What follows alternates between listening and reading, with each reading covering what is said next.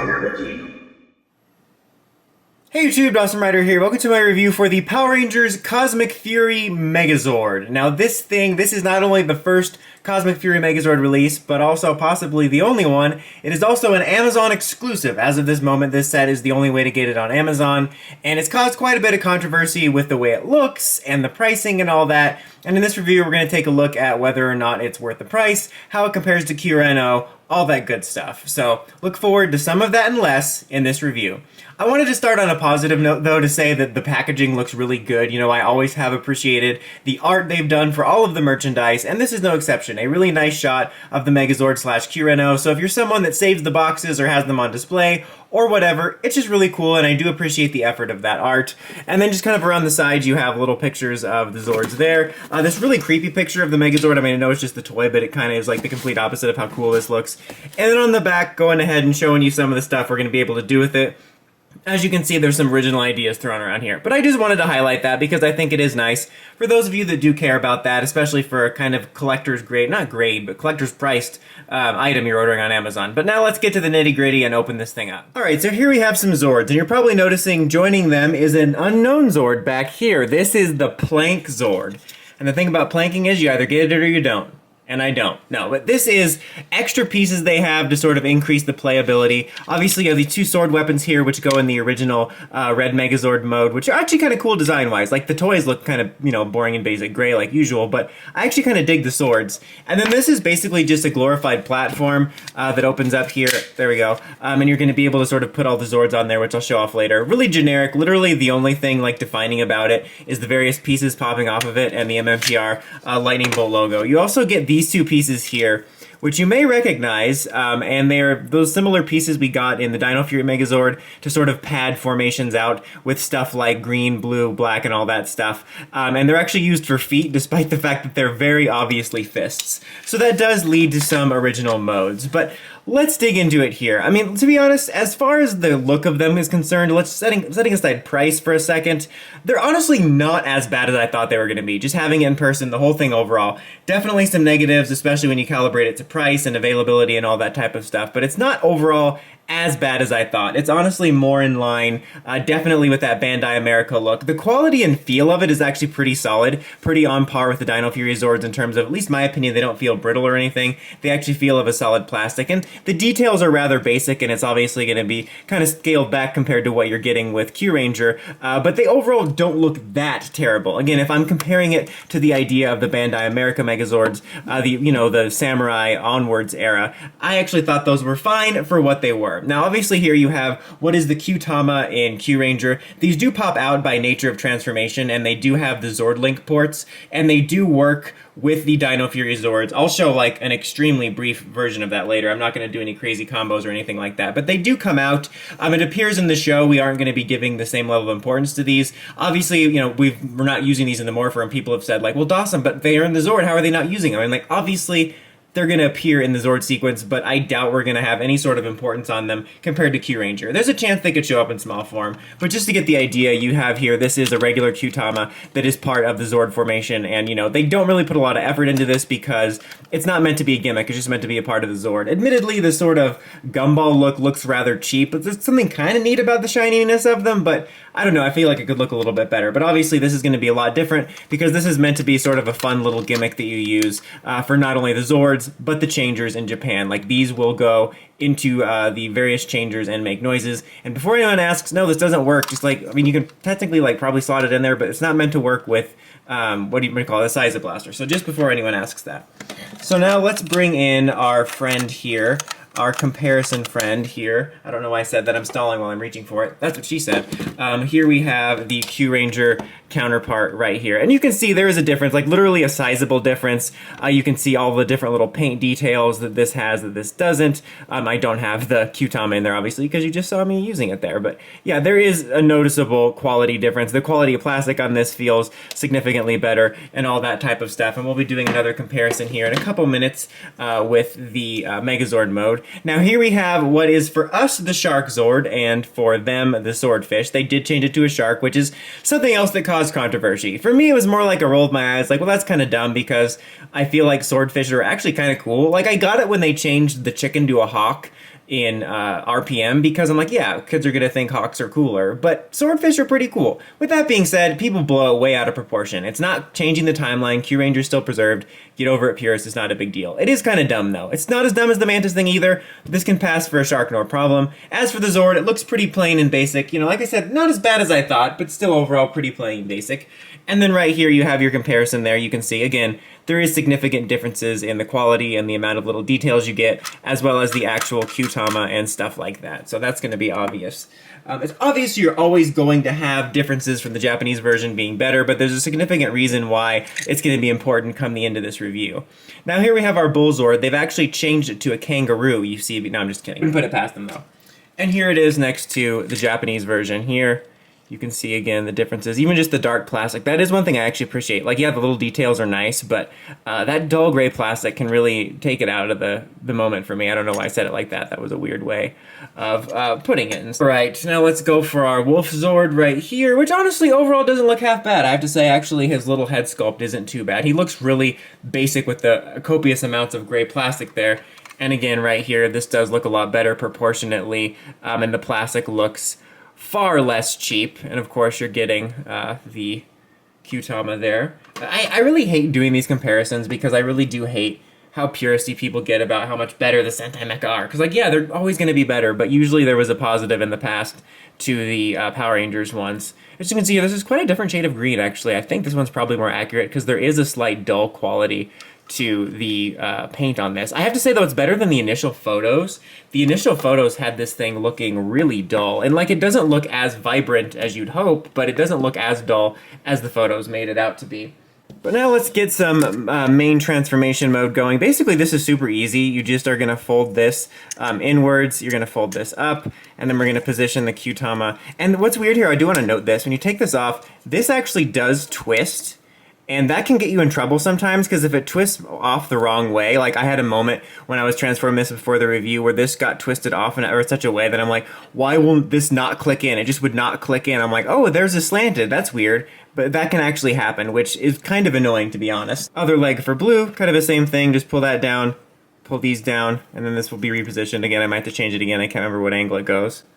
Swordfish, I think you basically just do that. I don't think you have to do anything other than, yeah. Though, there you go. As far as red, all you do is pull those down, and then like corkscrew this around, and that pops open. And technically, I guess the mouth does pop open in the lion mode, but obviously that's for the mask feature there.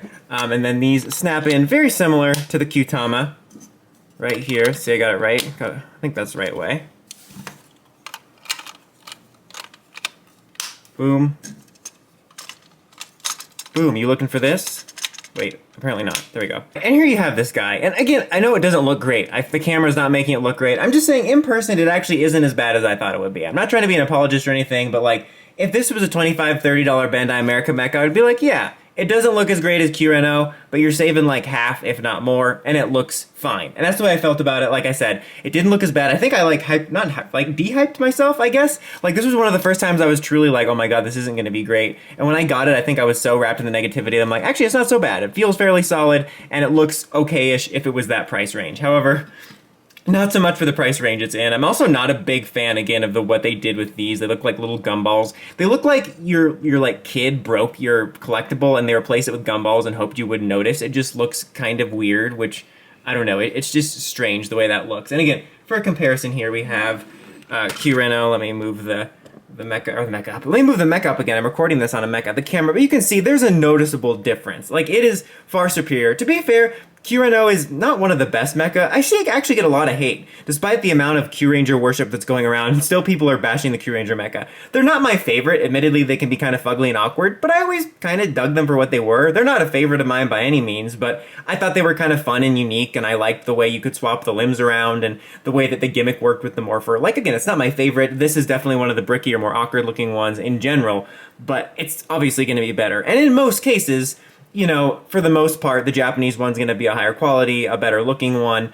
The reason it's such a sticking point now is, as of this recording, there's only a $15 price difference between these two. In the past, if this was like Earth 2 right now, then this would be the Bandai America version, and it would be like 25 bucks, and then this would be like anywhere from like 60 something to 80 or whatever, and I'd be like, yeah, this is obviously better. If you want to go all out, boom, you looking for this. I don't know, why am I doing roadie references in this? I don't know. Anyway, but I'd be like, yeah, obviously if you want to go all out, this is the way to go, but you can spend like half the money and this is okay. That would be how it is. But as of this recording, now in the future there could definitely be a sale. This is $72 and this is like 80 something dollars, like 85, and so it's like not that much more expensive on Amazon. Not to mention that's just on Amazon. You could probably go on somewhere like Mandarake or eBay, find it cheaper, possibly even find a bundle with other ones in this wave in it, and get a far better price and a far better item. Not to mention there's a very good chance we won't get all the Q-Ranger mecha, whereas with this you can build your collection however much you want. So that is absolutely worth noting.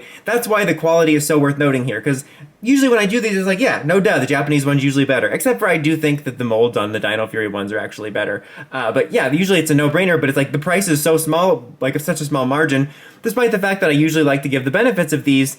Yeah, go for this one. You might as well. Even on eBay, if you don't want to shop around, it's not that much more money, and it's definitely worth it. And you get like so much more of a better looking mecha. You get the Q-Tama and stuff that might work with the changer. This also has lights and sounds, which this does not have. It's just, that's where the controversy comes in. Now, I got a couple other modes to show, and then I'll do the final verdict where I'll talk a little bit more about the price and stuff. Before we go, we're not going yet, don't go anywhere. Before we start the other modes, though, I wanted to bring in just a comparison here of one of the Dino Fury mecha. This is one of the last ones they released, and you can see that's another thing to bring up in regards to price, is that these were more expensive, and people have pointed out that the sort of price of this lines up with the collections of these, which isn't untrue, but the presentation is certainly different considering usually you had so many standalone Warrior mecha and Dino Fury. Not to mention, in my opinion, setting aside the whole, like, the Japanese one superior, this looks like a superior product overall. Like, the paint and everything looks better, the colors look more vibrant, not to mention you have the articulation. And that's a major thing, too, is when you stacked the Dino Fury and Beast Morphers Megazords up, mainly the Dino Fury ones, it was pricier than the Bandai stuff, kind of almost sitting between a Bandai America and Bandai Japan product, but you had the bonuses of, like, the articulation and lots of things are improved. But in this case, it feels like a downgrade. Admittedly, it might have been more difficult to do the articulation and maybe would have driven the price up further, but it feels like a downgrade for the same price, and it makes it seem more awkward, especially when this is the caliber of something you would have gotten for cheaper before. And I know there's inflation and stuff like that too. We all know the economy is bad. That's what Michael Scott said. But you know what I mean. There's lots of different factors where this price just doesn't sit well based on the comparison of even something from a year ago. So anyway, that was a lot of talking, but that was worth talking about, and I'm sure I'll hit some repeat points here in a minute. But one of the selling points of this is you can swap around the arms and legs, despite the fact that I famously said, oh, blue and black can't become arms in my old Q-Reno review. Man, I hate past me, and present me, and future me. Anyway, so you can swap these around, and that's something else I wanted to note here too, is this kind of course now it doesn't do it. I was going to say you have to be really careful and you want to make sure you like grip this part when you take it off, because usually these will separate pretty easily. To be fair, that happens in the Q-Ranger one too, but these get kind of stuck on there because of the way they work, and they're a little more difficult to get off, whereas like the Q-Ranger ones, if the Q-Tama gets stuck on there, it's no big deal. Not that this is a big deal, but it just is a little bit more sticky. Swap that there, this here, swap this here.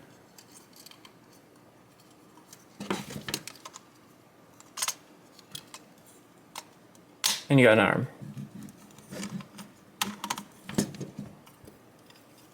This one, face this way. Got an arm. This one's really easy. You just basically fold that down and then make sure it's the right way. There we go.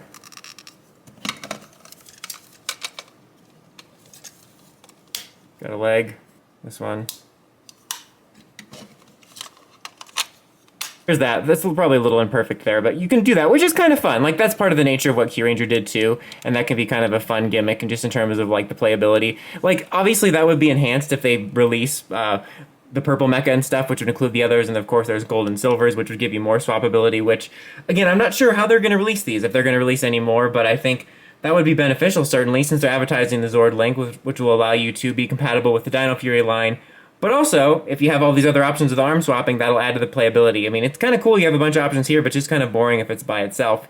Now I'm just going to show off the original mode real quick to end off. But before I forget, I just wanted to bring our friend Terra Freeze in here again to show that it is compatible. This is the extra little Q-Tama that comes with it, and then just show you that the ports work, so you can do stuff like that. And you can already see there could maybe be some fun formations, so there is fun to be had there. Also, almost forgot to mention that as I had this at the beginning of the review, you can put the swords on here and actually snap this onto his back for like storage, or also just like this weird backpack idea, which actually isn't terrible and these have a tendency to come off. And that looks like alright. It looks a little bit clunky and weird, but it's kind of nice if you want to be able to store it all, and I'm sure you can put the other Zords on the back and maybe do some fun with it, but I don't know. Nice little bonus, nothing too special. Now I went ahead and put everybody back in their individual modes because that's what we're going to need them in, and then just brought red here. So for this, you're actually going to take this out, and I might have them on the wrong leg based on the picture, but it doesn't really matter. And you put this here, and then again, they give you this extra Q-Tama, which is just golden, which I think the 99% reason they give it to you is so you can do this formation. But some people are speculating like, oh, that's Zato's color. Maybe that's it, maybe it's involved, maybe they chose this color because it sort of looks like Zato. But again, I think the primary reason is just like we needed an extra Q-Tama, so you can do this to activate a port to put these hand feet on, which I feel like there was a more elegant way to do this. Like, this is kind of a neat idea, admittedly. And you pull these down, he has some secret hidden tiny little arms here. It's a kind of a neat idea, admittedly, but it also feels kind of half-baked with having to recycle feet pieces and stuff like that to do this. And you have basically this, and then you put the swords in, which again, I think the sword designs are actually kind of cool for what they are. And this is sort of a neat idea. I almost feel like it's a leftover idea from them, like, possibly selling this individually like they did with the Ryu Soldier mecha, where they would sell this individually as, like, Red's mech and then sell the other two in 2-packs. I could totally see them doing that. And I do admittedly enjoy fun what-if stuff like this. But it's not anything to write home about, and I think it could have been done a little bit better. But it's hardly offensive either. It doesn't really get in the way of anything. And then you have this bit here, this little platform that you pull out, heyo, and then you pop all of the individual mecha on here. So blue kind of rests here on his foot, black goes on the other side here with this. Got green sliding in here, yellow kind of snapping in, and then these snap onto here. And it can be a fleet on its own, or have that idea of it looking sort of like a fleet. It kind of haphazardly fits on there sometimes with the way some of these plugs work. And like you have to take those little panels and fold them up to sort of meet his feet. It also looks really weird when he's not doing something like this. Oh, there goes yellow. And also I just noticed that like the panel from this when I was doing the practice transformation totally stuck on his foot throughout the whole review. That's like the equivalent of him having toilet paper on his shoe. But yeah, I mean, that's kind of neat, I guess, in terms of, like, it does add playability, and I think it'll be something that would be neat for kids, maybe being like, oh, it's this cool sort of fleet mode, and you can do other little combinations, and use these pieces to enhance your experience with maybe, like, the Dino Fury stuff.